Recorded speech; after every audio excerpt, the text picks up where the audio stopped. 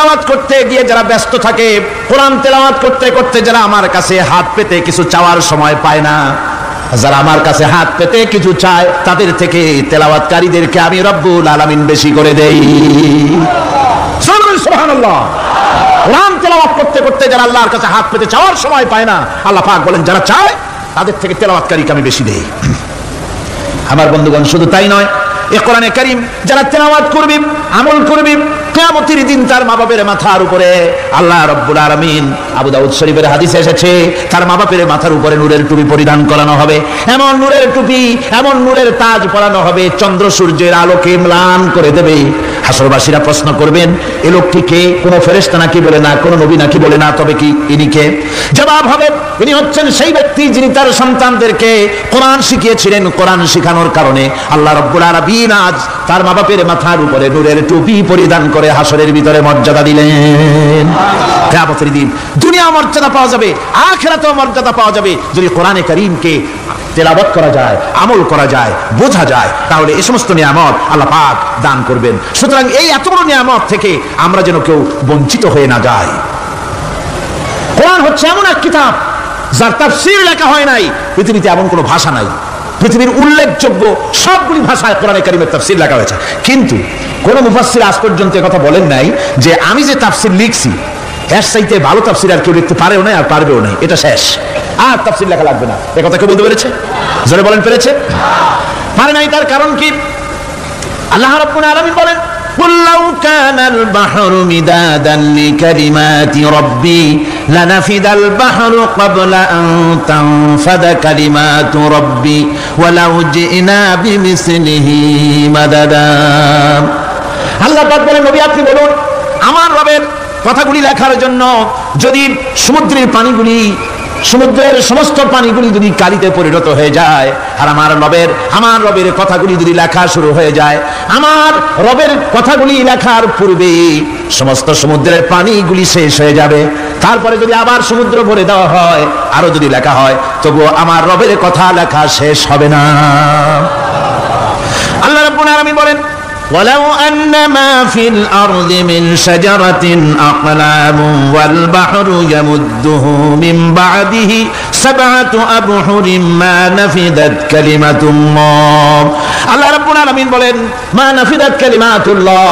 আল্লাহ পাক বলেন, 7টা সমুদ্রের পানি যদি একত্রিত করা হয়, 7টা সমুদ্রের পানি যদি এক জায়গায় করা হয়, এই পানিগুলি যদি কালিতে পরিণত হয়ে যায়, আর পৃথিবীর সমস্ত গাছগুলি যদি কলমে পরিণত হয়ে যায়, ওই গাছগুলি দিয়ে যদি ওই পানির রূপ কালি দিয়ে আমার প্রভুর কথা, আল্লাহ রাব্বুল আলামিনের কোরআনের কথা যদি লেখা শুরু হয়ে যায়, লিখতে লিখতে সমস্ত পানিগুলি, গাছগুলি শেষ হয়ে যাবে, আল্লাহ পাকের কালামের ব্যাখ্যা লেখা শেষ হবে না। মা নাফিদাত কালিমাতুল্লাহ, আল্লাহর কথা লেখা শেষ হবে না। এত বড় বিরাট আজিম কিতাব আল্লাহ পাক আমাদেরকে দান করেছেন, সুবহানাল্লাহ পড়েন। এই কিতাবের এত বড় গুরুভার আল্লাহ রাব্বুল আলামিন বলেছেন, لو أنزلنا هذا القرآن على جبل لرأيته خاشعا متصدعا من خشية الله। আমি যদি এই কোরআনকে পর্বতের উপরে নাযিল করতাম, তাহলে তুমি দেখতে পেতে আমার ভয় ভীত সন্ত্রস্ত হয়ে পাহাড়গুলো চূর্ণ বিচূর্ণ হয়ে যেত। এত বড় আসিম কিতাব আমি তোমাদেরকে দান করেছি, যার গুরুভার বহন করতে কেউ রাজি হয়নি, পাহাড় পর্বত কেউ রাজি হয়নি, মানুষ রাজি হয়েছে। এই মানুষের উপরে আমি এটা অবতীর্ণ করেছি, গোটা বিশ্ববাসীর সামনে এই কিতাব আমি দিয়েছি তোমাদেরকে, এর দ্বারা হেদায়েত তোমরা গ্রহণ করবে। কিয়ামতের দিন আল্লাহর এই বিরাট নিয়ামত আমাদেরকে দান করলেন, আমরা এই নিয়ামতের না শুকর করেছি, অর্থাৎ এই কোরআনকে আমরা ব্যবহার করেছি, সঠিকভাবে করি নাই, বেঠিকভাবে করেছি। প্রথম দিন, দ্বিতীয় দিন আমি বলেছি কোরআন শরীফকে শুধু তাবিজ তোমারের জন্য, শুধু সওয়াবের জন্য তেলাওয়াত করেছি। আসলে শুধু সওয়াবের জন্য তো আসেনি কোরআন। কোরআন বুঝতে হবে, আমল করতে হবে, তবে না শান্তি পাবো। আপনি যদি, কোরআন হচ্ছে মানুষের জীবন সমস্যার সমাধানের গ্রন্থ। ওষুধ খেলে রোগ ভালো হয়, ওষুধ খেলে কি হয়? কেউ যদি সকালবেলায় তসবিহ হাতে নিয়ে 500 বার পরে ওষুধ ওষুধ ওষুধ 500 বার পড়লে রোগ কি ভালো হবে? বরং রোগ আরো বাড়তে পারে চিল্লাইতে চিল্লাইতে। শীতের জন্য লেপ্টায় না দিয়া কেউ যদি চিল্লাইতে থাকে, জিকির করে লেপ্ত শোক লেপ্ত শোক লেপ্ত শোক, শীত কি বন্ধ হবে নাকি? পানির পিপাসায় ছটফট করে মানুষ যদি চিল্লায় পানি পানি পানি পানি পানি, পানির পিপাসা আরো বাড়বে। তাহলে কি বোঝা গেল? পিপাসা লাগলে পানি পান করতে হবে, শীত লাগলে কম্বলটা গায়ে দিতে হবে, রোগ হলে ওষুধটা খেতে হবে, তাহলে সব সমস্যার সমাধান হবে। অনুরূপভাবে আমরা শুধু কোরআনে কারীমকে তেলাওয়াত করি সওয়াবের নিয়তে, তার হুকুমগুলি জীবনের উপরে আমল করি না বলে আজকের জীবন আমাদের বিপর্যস্ত হয়েছে। ব্যক্তিতে, পরিবারে, রাষ্ট্রে শান্তি নাই, কোথাও শান্তি নাই এই কারণে। আর কিয়ামতের দিন রাসূল আসামি করবেন তাদেরকে যারা কোরআন অমান্য করেছে। রাসূল হবেন বাদী। বাদী হবেন কে? যারা বলেন কে বাদী হবেন? রাসূল। আসামি হবে কারা? যারা কোরআন ছেড়ে দিয়েছে। আল্লাহ রাব্বুল আলামিন বলেন وقال الرسول يا رب إن قوم اتخذوا هذا القرآن مهجورا। কিয়ামতের দিন রাসূল আল্লাহর দরবারে ফরিয়াদ করবেন, আয় আমার রব, আয় আমার আল্লাহ তাআলা, এই সমস্ত লোকগুলি তোমার কালামকে, তোমার কোরআনকে অপ্রয়োজনীয় জিনিস বলে তারা পরিত্যাগ করেছিল। আমার বন্ধুগণ, কিয়ামতের দিন যখন এরা উপস্থিত হবে আল্লাহর দরবারে, আল্লাহ রাব্বুল আলামিন কোরআনের সাথে যারা ঠাট্টা করেছে, বিদ্রুপ করেছে, কোরআনের আইনকে নিয়ে যারা ঠাট্টা বিদ্রুপ মজাক উড়াইছে, কিয়ামতের দিন তাদেরকে বলা হবে ওয়াকিলাল ইয়াওমা নানসাকুম কামা নাসিতুম লিকা ইয়াউমিকুম হাযা। কিয়ামতের দিন আল্লাহ রাব্বুল আলামিন কোরআনের ঠাট্টাকারী, কোরআনের বিদ্রুপকারী, কোরআনের আইনের অমান্যকারীদেরকে বলবেন আমি আজকে তোমাদের ভুলে গেলাম, যেমন করে তোমরা এই দিনে আমার সঙ্গে সাক্ষাৎকারের কথা ভুলে গিয়েছিলে।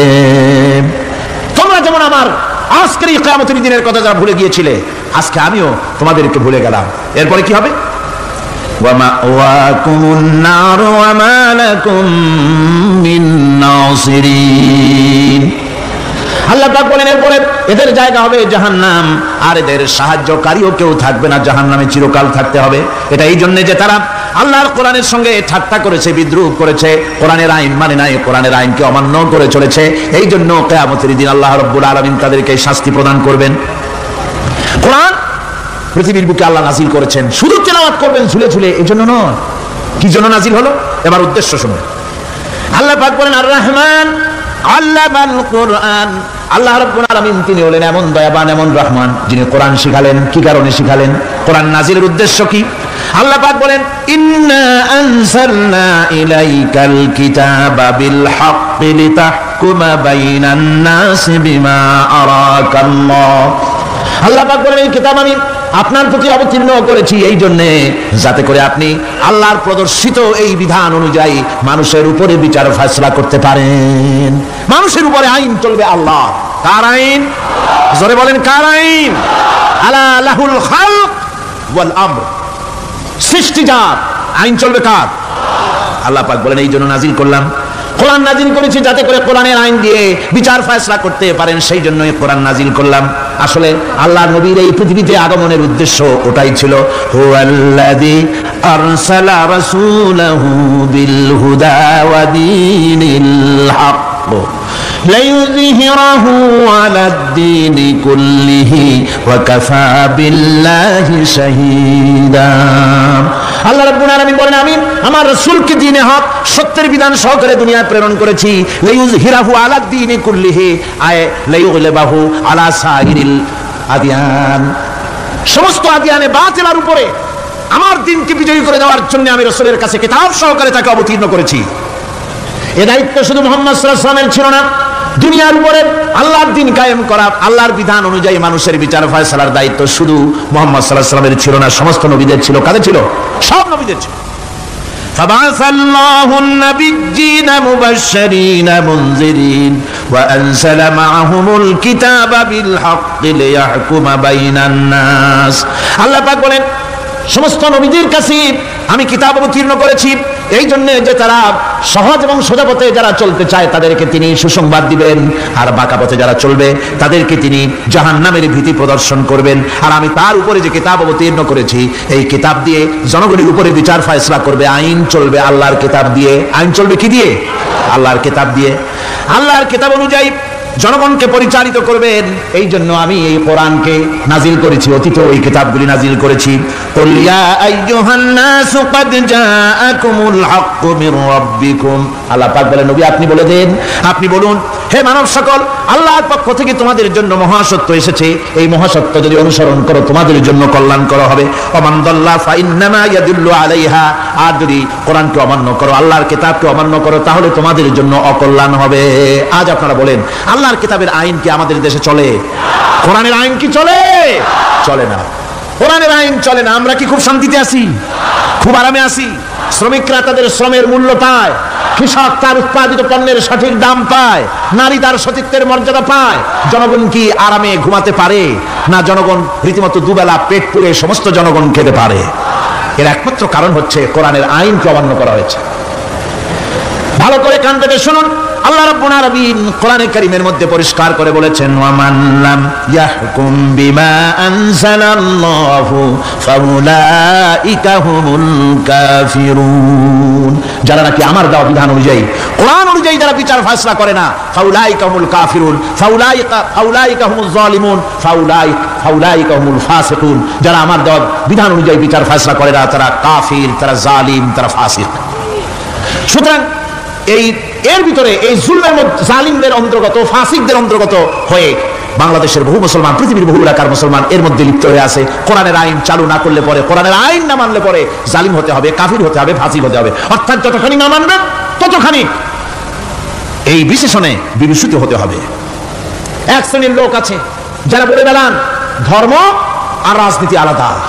বলেন কিনা? কর জোরে বলেন, বলে কিনা? ধর্ম আর রাজনীতি আলাদা। তারা বলেন আমরা ধর্ম নিরপেক্ষ থাকতে চাই। তারা কি থাকতে চায়?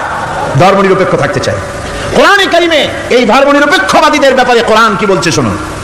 আল্লাহ রাব্বুল আলামিন বলেন, আলাম তারা ইলাল্লাযীনা ইয়াজউমুনা আন্নাহুম আমানু বিমা উনজিলা ইলাইকা ওয়া মা উনজিলা মিন ক্বাবলিক। আল্লাহ পাক বলেন, হে নবী, তুমি কি সেই সব লোকদেরকে দেখেছো যারা দাবি তো করে যে আমরা আল্লাহর উপর ঈমান এনেছি আর এই কিতাবের উপর ঈমান এনেছি, এর পূর্বে যত কিতাব নাজিল হয়েছে সেসব কিতাবের উপরেও ঈমান এনেছি। ধর্ম নিরপেক্ষবাদীরা তারা তো বলে না যে আল্লাহ মানি না, কোরআন মানি না। এই কথা বলে না, ওটা বলে না। কি বলে? সেই বলা কথাটি আল্লাহ এখানে অনেক আগে বলে রেখেছেন। ওরা বলে যে আমরা অবশ্যই আল্লাহকে মানি, আল্লাহর কিতাব মানি, এর পূর্বে যত কিতাব নাজিল হয়েছে সেগুলোও মানি। তবে ইউরিদুনা আইয়াতাহাকামু ইলাত তাগুত, তারা চায় তাদের জীবনের সমস্ত সমাধান সমস্যার জন্য তাগুতের কাছে যেতে চায়। তাগুতকে, আল্লাহকে বাদ দিয়ে তারা যেতে চায় কোথায়? তাগুতের কাছে। জোরে বলেন, কিসের কাছে যেতে চায়? তাগুতের কাছে। তাগুত বলে কারে? তাগুত বলা হয় যে নিজে আল্লাহর আইন মানে না এবং অপরকেও আল্লাহর আইন অমান্য করতে বাধ্য করে, তাকে বলা হয় তাগুত। ওরা বলে ধর্ম আর রাজনীতি আলাদা। কোরআন মানি কিন্তু কোরআনের আইন মানি না। ওরা কোরআন মানে ঠিকই, বলে যে কোরআন মানি, কিন্তু কোরআনের আইন মানে। তাহলে এ মানি বলার অর্থটা কি? এর মূল্যটা কোথায়? কোরআন যদি মানো তো কোরআন বলেছে সুদ খেও না। আমাদের দেশে সুদ চলছে না? কোরআন বলেছে বিবিকে পর্দায় রাখো, পর্দায় কি রাখা হচ্ছে? কোরআন বলেছে ওজনে কম দিও না, তা কি মানা হচ্ছে? কোরআন বলেছে আমার আইন দিয়ে দেশ শাসন করো, তা কি করা হচ্ছে? সুতরাং ধর্মনিরপেক্ষ মতবাদ যেটা, এই মতবাদটা কোরআনের দৃষ্টিতে কুফরি মতবাদ। ধর্মনিরপেক্ষ মতবাদ কি? জোরে বলেন, ধর্মনিরপেক্ষ মতবাদ কি? কোন মুসলমান, যে ব্যক্তি নিজেকে মুসলমান বলে দাবি করে, ধর্মনিরপেক্ষ মতবাদ সে বিশ্বাস করতে পারে না। জায়েজ নাই, হারাম। আফাতুমিনুনা বিবাদিল কিতাব ওয়া তাকফুরুনা বিবাদ। তোমরা কোরআনের কিছু অংশকে মেনে নিবে আর কিছু অংশকে করবে অস্বীকার। এটা তুমি করো, দুনিয়ার জীবনে পাবে, দুনিয়ার জীবনে জিল্লতি আসবে, লাঞ্ছনা আসবে, আর কিয়ামতে পাবে জাহান্নামের শাস্তি। সুতরাং ধর্মনিরপেক্ষ মতবাদের অর্থ তারা বলে যে ধর্মহীনতা নয়, আসলে কিন্তু ধর্মনিরপেক্ষ মতবাদের অর্থই হলো ধর্মহীনতা। ঠিক কিনা কোন? যারা বলেন ঠিক কিনা? এই ধর্মনিরপেক্ষ মতবাদ আমাদের দেশের জন্ম হয় নাই, এর জন্ম হয়েছে ইউরোপ সভ্যতায়। প্রাচীন ইউরোপ সভ্যতায় এর জন্ম হয়েছিল। সেখান থেকে তার আন্ডা বাচ্চা ভারতে এসেছিল। ভারত থেকে এই আন্ডা বাচ্চার কিছু অংশ 1972 সালে তদানীন্তন সরকারের মাথার উপরে ভারত চাপিয়ে দিয়েছিল। সেই ধর্মনিরপেক্ষ মতবাদ 1972 সনের সংবিধানে লেখা হলো, কিন্তু 1982 সনে যখন সংবিধান আবার অ্যামেন্ডমেন্ট করা হলো, তখন ধর্মনিরপেক্ষতার কপালে ঝাঁটা মেরে বিদায় করা হয়েছে। বাংলাদেশে ধর্মনিরপেক্ষ মতবাদ চলতে পারে না। ধর্মনিরপেক্ষ মতবাদের কথা আমাদের দেশে তারাই বলে যারা 72 সনে ক্ষমতায় ছিলেন। তারা ধর্মের সাথে কি ব্যবহার করেছেন আমরা ভুলে যাই নাই, আপনারা ভুলে গেছেন। 1972 সনে দেশের সমস্ত বিশ্ববিদ্যালয়ের মনোগ্রাম থেকে ইকরা বিসমি রাব্বিকাল্লাযী খালাক রাব্বি জিদনি ইলমা কোরআনে কারীমের আয়াতকে বিদায় করে দেওয়া হয়েছিল। শাসনতন্ত্রের শিরোনামে বিসমিল্লাহকে গ্রহণ করা হয় নাই।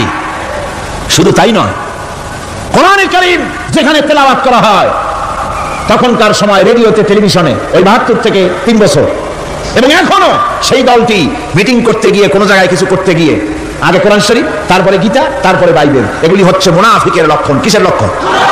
যেখানে সেই টেবিলে যেই মঞ্চে কোরআন তেলাওয়াত হয় বাইবেল গীতা পড়া হারাম পড়া হতে পারে না। কোরআনের চাইতে শ্রেষ্ঠ কিতাব আল্লাহর দুনিয়া আছে, সমস্ত কিতাবকে রদ করেছে কোরআন।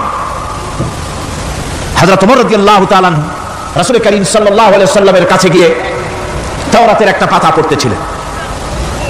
হযরত আবু বকর রাদিয়াল্লাহু তাআলা সেখানে চলে এলেন, এসে দেখেন রাসূল করিম সাল্লাল্লাহু আলাইহি ওয়াসাল্লামের চেহারা মোবারক লাল হয়ে গিয়েছে গুসায়। হযরত আবু বকর বললেন, ওমর তুই যদি এর থেকে মরে যেতিস, তুই যদি এর থেকে মরে যেতিস, তুই যদি এর থেকে মরে যেতি। 3 বার বললেন। হযরত ওমর শিউরে উঠলেন, হতচকিত হয়ে উঠলেন। আবু বকর আমাকে মরার কথা বলছেন কেন? তিনি তাকিয়ে দেখেন রাসূল করিম সাল্লাল্লাহু আলাইহি ওয়াসাল্লামের চেহারা মোবারক গুসায় লাল হয়ে গিয়েছে। হযরত ওমর বলছেন, ইয়া রাসূলুল্লাহ, আমার এবং আমার পিতামাতার জীবন আপনার কদম মোবারকে উৎসর্গ হয়ে যাক। আমি অপরাধ করেছি, কি অন্যায় করেছি হুজুর আমাকে বলুন। হুজুর বলছেন, ওমর তুমি যে তাওরাতের পাতা আমার সামনে পড়তেছো, এই তাওরাত যার উপরে নাজিল হয়েছিল সেই মুসা আলাইহিস সালাম যদি আজকে বেঁচে থাকতেন তাহলে আমার উম্মতের ভিতরে শামিল হয়ে যাওয়া তার জন্য ফরজ হয়ে যেত। অতীতের সমস্ত কিতাবকে রদ করা হয়েছে, সমস্ত শরীয়তকে বন্ধ করা হয়েছে। সুতরাং কোন মুসলমানের প্ল্যাটফর্মে যেখানে কোরআন তেলাওয়াত হয় বেদ বাইবেল গীতা পড়া হারাম, সেখানে এই মুনাফিকরা তাও করে থাকে। আমার মুসলমান ভাইরা, নজরুল ইসলাম কলেজের ইসলাম শব্দ বাদ দিয়ে নজরুল কলেজ করা হয়েছিল। সলিমুল্লাহ মুসলিম হলের মুসলিম শব্দ বাদ দিয়ে শুধু সলিমুল্লাহ হল করা হয়েছিল। তার মানে ধর্ম এদের কলিজায় আগুন জ্বালিয়ে দেয়। ইসলামের নাম বরদাস্ত হয় না, কোরআনের নাম বরদাস্ত হয় না। আর বরদাস্ত হয়নি বলেই আল্লাহ পাক তার ইন্তেকাম নিয়েছেন। আমার বক্তব্য হচ্ছে, কোরআনে কারীম পৃথিবীতে এসেছে শাসন করতে দুনিয়াকে। তার মধ্যে রয়েছে রাজনীতি, অর্থনীতি, সব কিছু। এই বিচার ফয়সালা কোরআন থেকে যারা গ্রহণ করে না, রাসূলকে যারা বিচারক মানে না, তাদের সম্পর্কে আল্লাহ পাক কি বলছেন শুনুন। فلا وربك لا يؤمنون حتى يحكموك فيما شجر بينهم ثم لا يجدوا في أنفسهم حرجا مما قضيت ويسلموا تسليما। আল্লাহ রাব্বুল আলামিন বলেন, ফালা ওয়ারাব্বিক, কখনো নয় হে নবী, আপনার রবের কসম, কখনোই নয়, ওরা মুমিন নয় যারা নাকি তাদের জীবনের সব কিছুর ব্যাপারে যতক্ষণ পর্যন্ত আপনাকে বিচারক না মানে, আপনার দেওয়া ফয়সালাকে গ্রহণ না করে, এবং আপনি বিচার করার পর ফয়সালা দেওয়ার পরে এটার উপরে দ্বিধাহীন চিত্তে মেনে যতক্ষণ না নিবে, ততক্ষণ পর্যন্ত তারা যত ঈমানের দাবি করুক তারা আসলে মুমিন না। এ ফতোয়া কার? এ ফতোয়া কার? আল্লাহ রাব্বুল আলামিনের ফতোয়া। কখনো মুমিন হতে পারবে না যারা রাসূলুল্লাহকে ফয়সালাকারী হিসেবে গ্রহণ না করবে, কোরআনকে সংবিধানের উৎস হিসেবে গ্রহণ না করবে। কোরআন এসেছে আইনের কিতাব হিসেবে পৃথিবীর মানুষকে পরিচালিত করার জন্য। আজ এই কোরআনের আইন যারা মানে সেখানে শান্তি পায়, কোরআন যেখানে মানে না সেখানে শান্তি হয় না। আল্লাহ পাক পরিষ্কার বলেছেন কোরআনের আইন মেনে চলো। আর যারা এই কোরআনকে অমান্য করবে তাদের শাস্তি কি হবে? আল্লাহ পাক বলেন, আল্লাযীনা কাযযাবু বিল কিতাবি ওয়া বিমা আরসালনা বিহি রুসুলানা ফাসাউফা ইয়ামালুন। আল্লাহ পাক বলেন, আমি যে কিতাব নাজিল করেছি এই কিতাবকে যারা মিথ্যা মনে করে, কিতাবকে যারা অস্বীকার করে, কোরআনের আইন যারা মানে না, আমি যে রাসূলের উপরে যা নাজিল করেছি সেগুলির উপরে যারা ঈমান আনে না, এগুলিকে যারা মানে না, তাদের জন্য এর পরিণতি তারা খুব শীঘ্রই টের পাবে। খুব শীঘ্রই তাদেরকে পরিণতি দেওয়া হবে। কিয়ামতের দিন তাদেরকে আল্লাহ রাব্বুল আলামিন জাহান্নামে প্রবেশ করাবেন। কোরআনের অমান্যকারীদের জায়গা কোথায় হবে? কোথায় হবে তাদের জায়গা? জাহান্নামের ভিতরে হবে। সুতরাং আমরা কোথায় যেতে চাই? জাহান্নামে না জান্নাতে? বেহেশতে যদি যেতে চাই, দুনিয়ায় যদি শান্তি চাই এবং আখিরাতে যদি মুক্তি পেতে চাই, তাহলে আমাদেরকে কোরআনের আইনকে মানতে হবে। কিসের আইন মানা লাগবে? কোরআনের আইন মানতে হবে। কোরআনে কারীমের নাজিল হলো। আল্লাহ পাক যে কোরআন আমাদের শিখালেন, আর রহমান আল্লামাল কোরআন, যে কোরআন তিনি আমাদের শিখালেন। এই কোরআন নাজিলের পদ্ধতি ছিল মদিনা এবং মক্কা, রাসূলের মক্কি জিন্দেগিতে কিছু নাজিল হয়েছে আর মদনী জিন্দেগিতে নাজিল